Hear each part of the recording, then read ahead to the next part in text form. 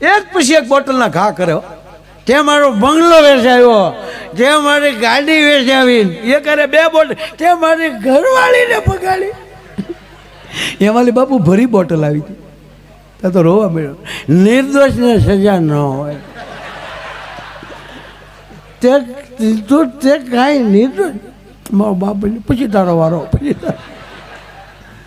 એ ભર્યા રહેશો ને તો દારૂડિયા હંગર છે.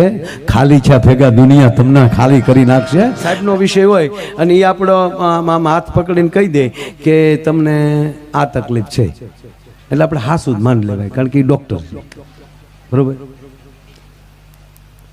એમ કહે કે આ જામરાની જ ગાંઠ છે, એટલે આપણે હાસુ જ માની લેવાય, એને તવે થો જ અડાડી દેવાય. મૂળ વાત કહું કે જે કોઈ, એટલે આ વાત અંગ્રેજી ભાષાની હું ટીકા નથી કરતો.